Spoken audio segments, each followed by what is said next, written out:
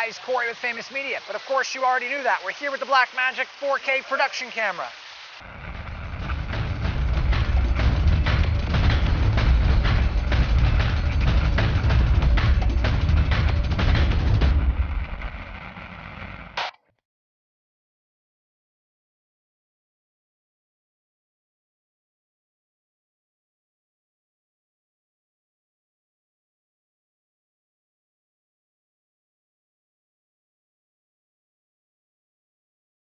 So guys, the Blackmagic Production Camera shoots 3840 by 2160 in 4K ProRes, HQ, 422 LT and proxy, does the full 4000 by 2160 in RAW. It also shoots 1080p in all the same formats for ProRes.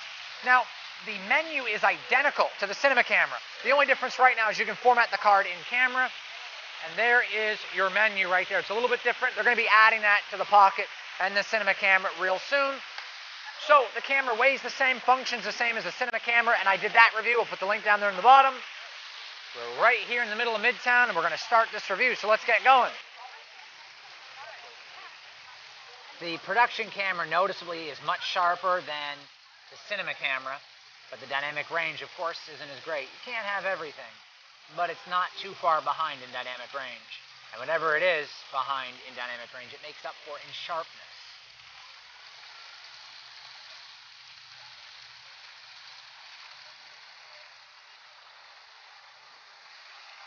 I want to get a shot.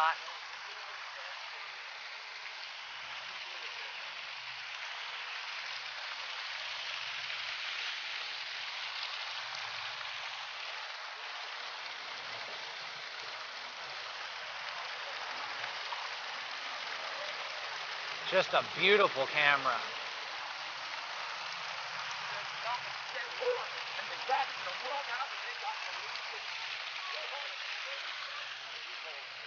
The dynamic range on this camera is actually equal to the Red Scarlet, which is very, very surprising to most people, including myself when I first did the test. It's just such a great camera.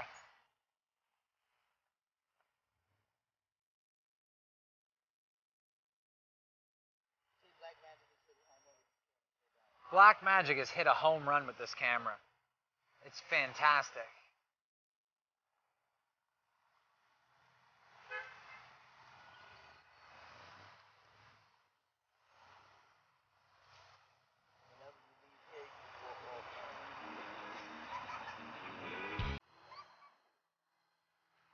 I'm gonna get one more shot.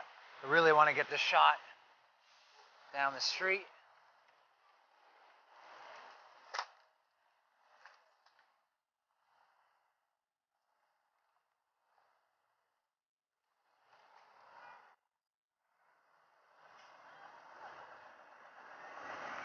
The resolution is just mind-blowing.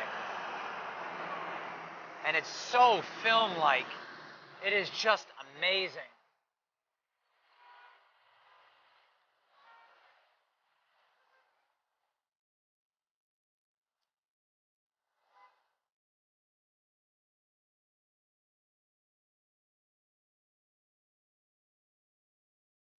It handles light so well. It doesn't blow everything out like a DSLR. You can actually see the details in the light. You almost clipped that guy. People drive so aggressively here. They drive pretty good. I've seen people doing 30, 40 miles an hour in between parked cars. Nowhere else in the world can people do that without causing an accident. I've been all over.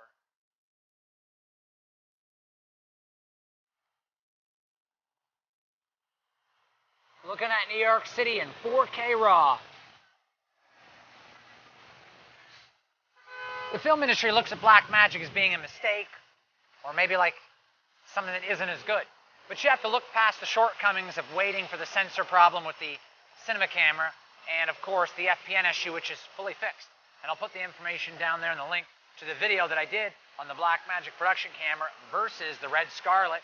And I also did the C300 versus the cinema and production camera, as well as the Pocket camera. And I'll put that link down there for you guys too.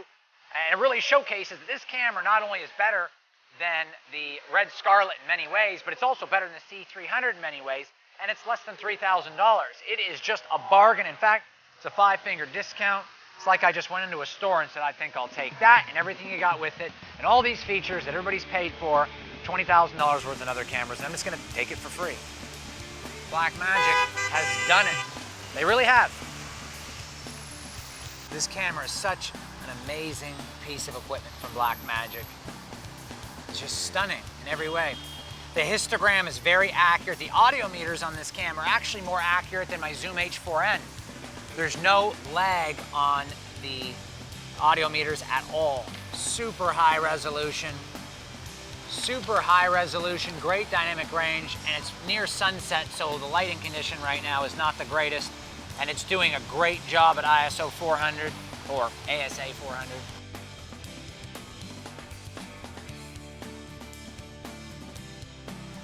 Showing you guys all the great spots of Manhattan.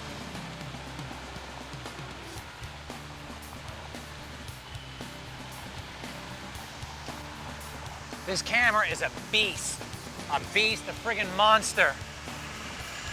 It's like a Frankenstein camera. Shooting here at ISO or ASA 400 still. Shutter is 180. Beautiful, beautiful, love the histogram. Very accurate. It's pretty easy to see. When you look at your histogram, you don't want your shadows to be all the way up along the bars on the side where you measure the increments. You don't want that increment to be at the top or flat. You want to have round shadows, round highlights. Anything shoved too high in the histogram or as flat or chopped means it's clipping. And it's best to try to get your shadows and highlights from clipping.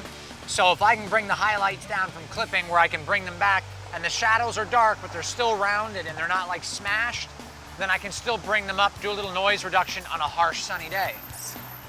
We got some horses just going through the streets with their carriages. It's so awesome here in Manhattan. Especially on Christmas time.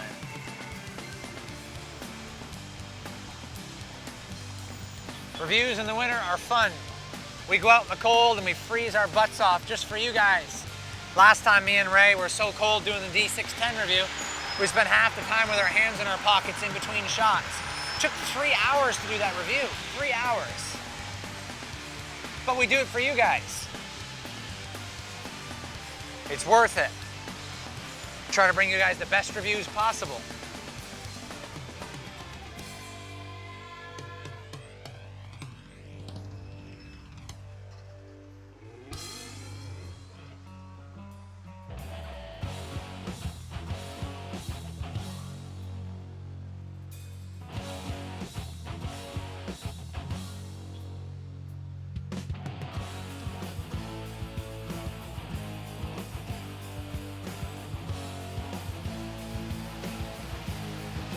Dynamic range in this shot's really good. The sun is just in the right position.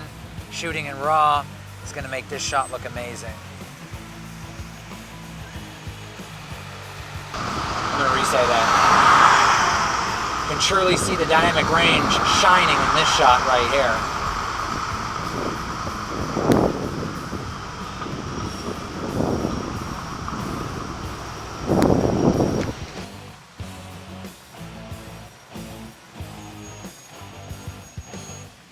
See if we can make it across the street without getting hit.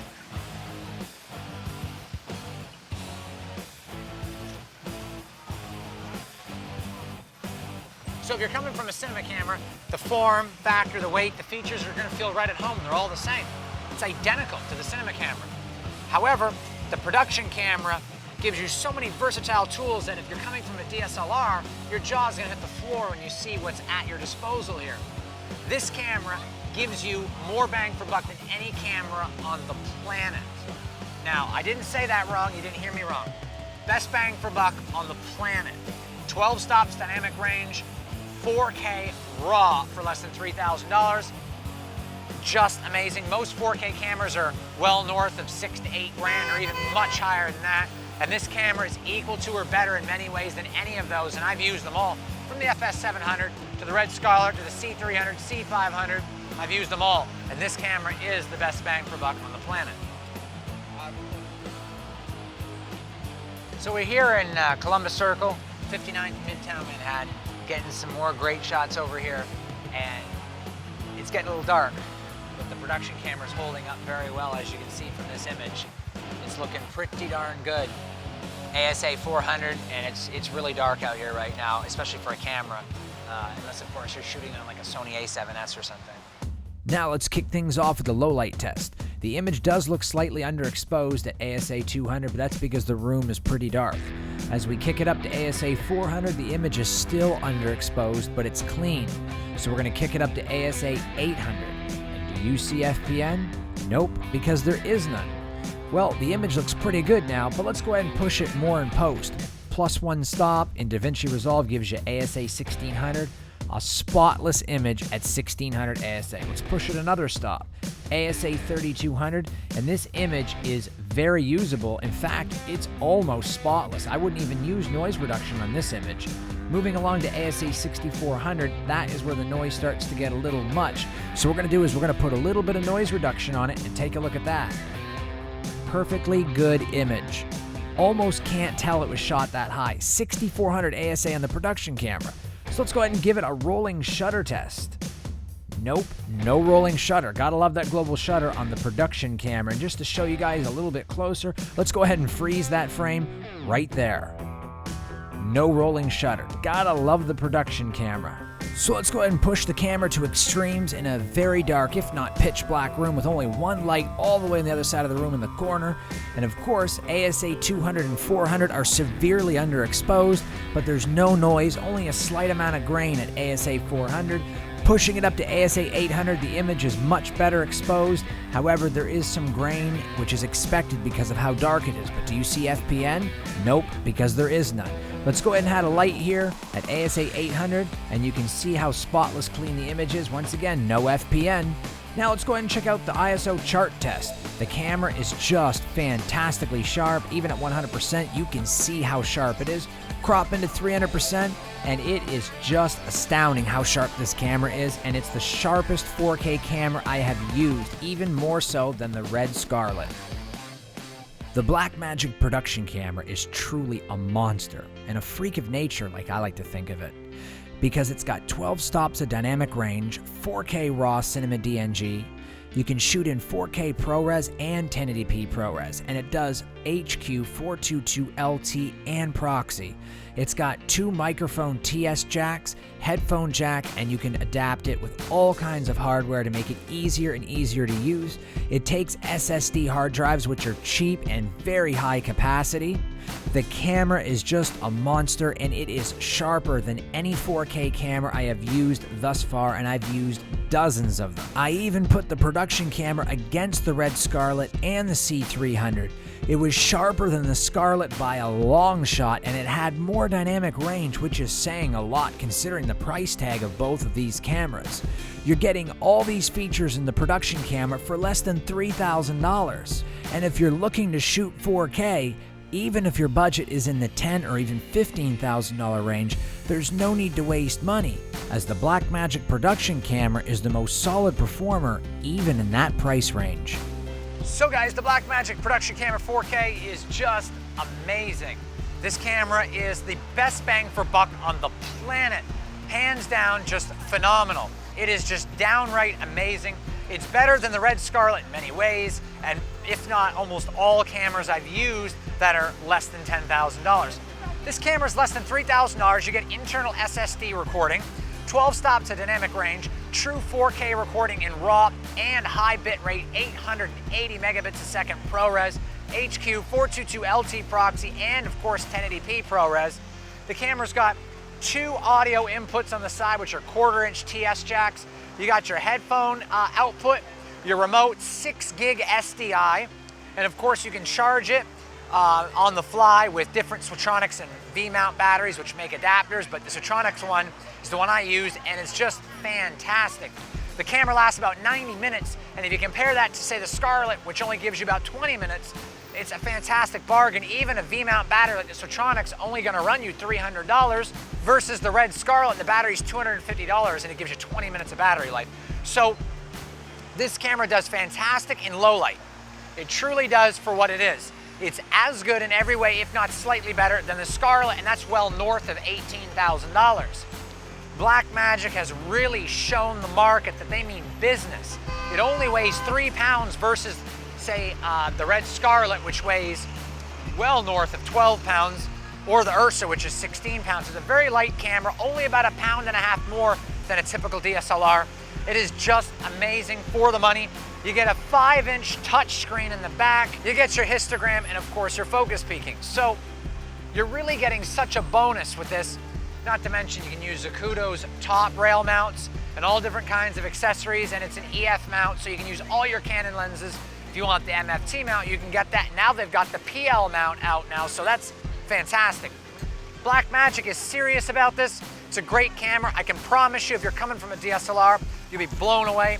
If you've got the cinema camera, this is a slightly different tool, and it doesn't have as much dynamic range, although it's very hard to tell the difference, but the resolution is what you're buying this camera for.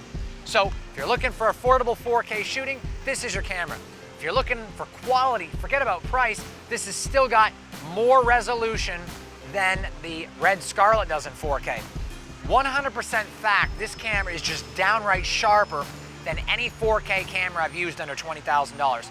Fact, it's just sharper. FPN issues, you ask? What FPN? There's no more FPN with the 1.96 update. This camera is running unbelievably good.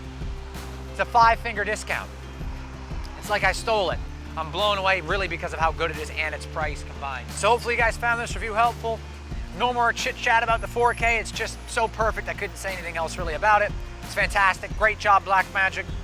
To purchase any of the gear I review, like the Blackmagic 4K camera, which you should definitely grab, the 17-55 IS lens, and of course the monopod and the head, it's all there in the information box below. Please use those links to support the channel, and don't forget to subscribe. I'm Corey with Faymus Media. Let's check out Manhattan. Happy shooting.